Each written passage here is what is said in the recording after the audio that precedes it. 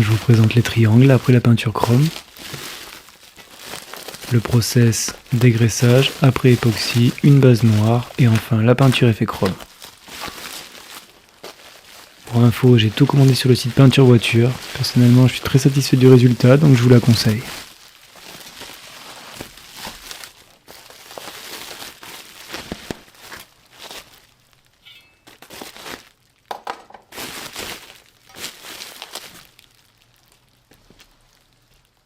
Vous avez dû le comprendre via l'introduction, aujourd'hui on s'attaque au remontage du train arrière, donc triangulation, les cardans, les suspensions, le différentiel et l'ensemble porte-moyeu freinage.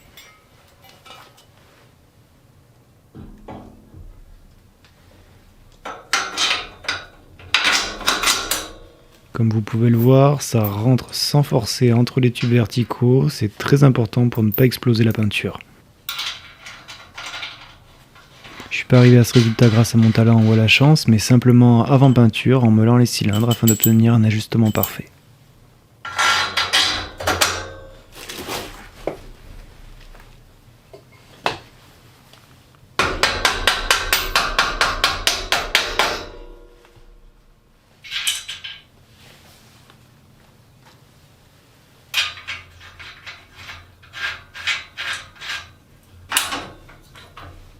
Pas la peine de serrer comme une brute, ça va pas s'envoler, il faut simplement vérifier que l'écrou frein est bien traversé par la vis.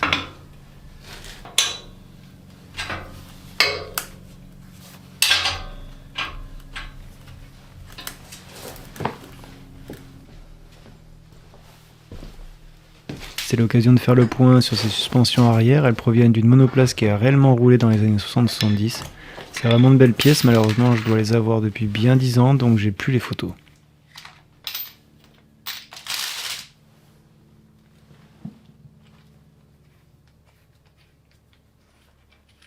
Comme vous le voyez, j'essaye d'utiliser le plus possible des vis 6 pans creux, c'est souvent bien plus esthétique je trouve. En contrepartie, c'est un peu moins pratique à serrer.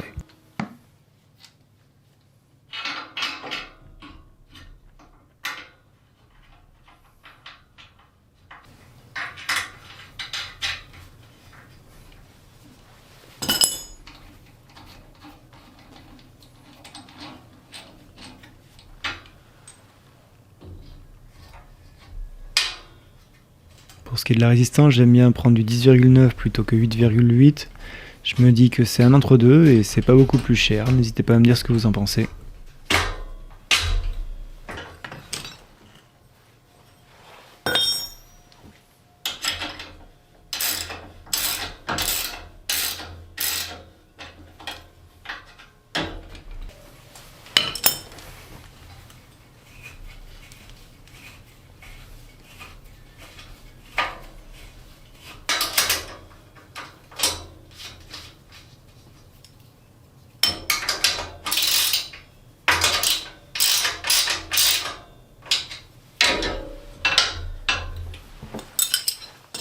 Je vous laisse admirer les tirants, je suis vraiment content d'avoir gardé cet aspect qui était présent sur les monoplaces de l'époque.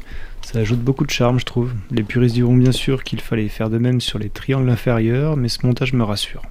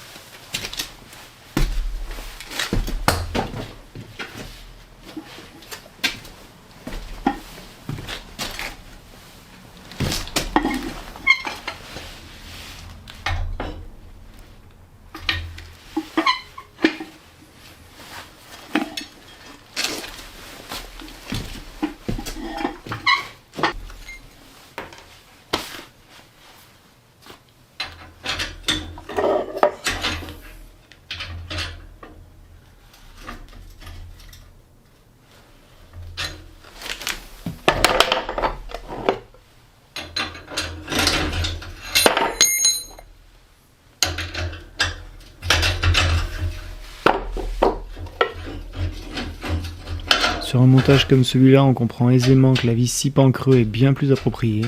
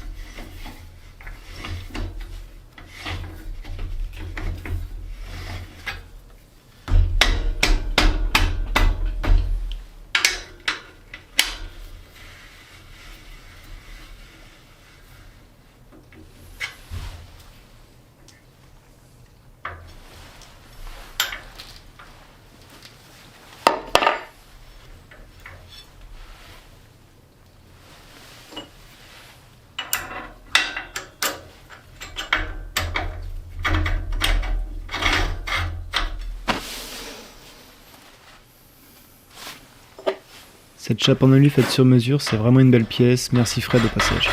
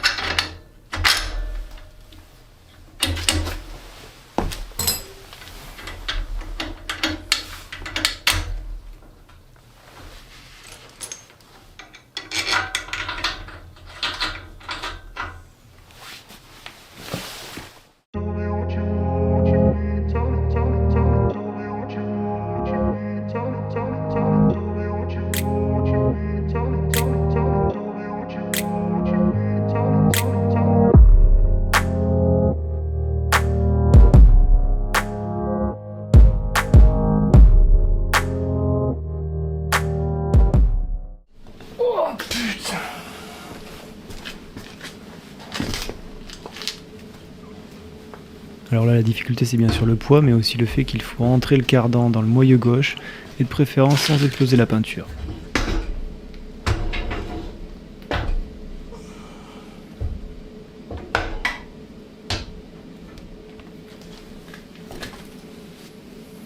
Vous avez une bonne visu sur les manchons de cardan, les supports de différentiel et le joint Low-Tide bleu pour éviter les fuites d'huile de son carter fait maison.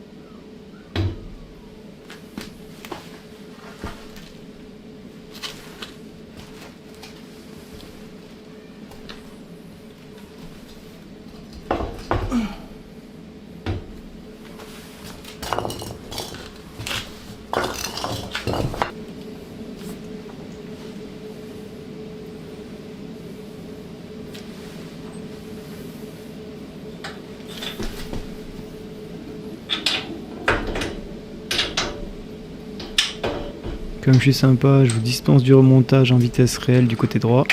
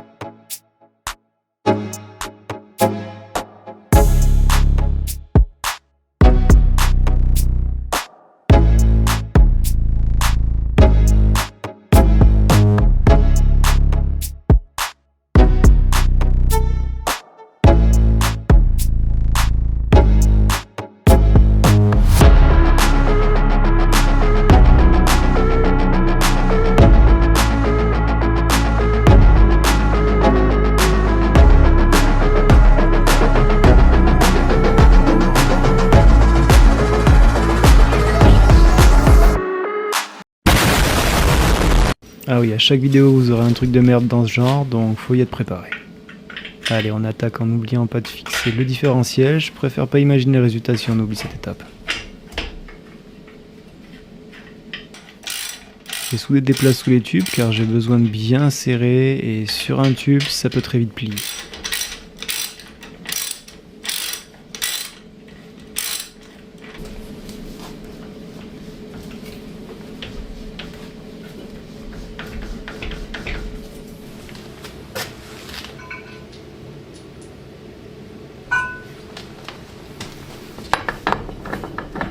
Maintenant on remet le moyeu, la rondelle et l'écrou. Je l'avais déjà dit, mais côté droit et gauche, le sens est inversé, à droite sens horaire.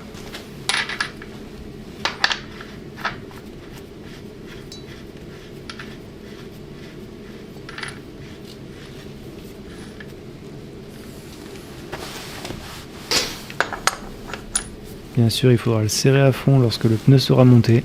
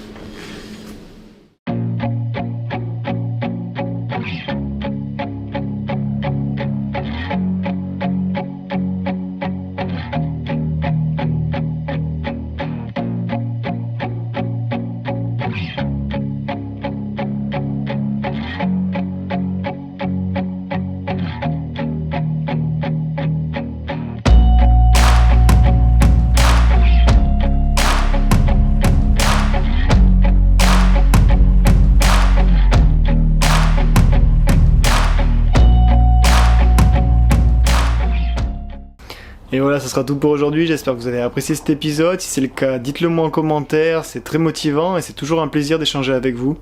Sur ce, je vous dis à la prochaine, logiquement dans 2 semaines, comme d'hab. Allez, ciao!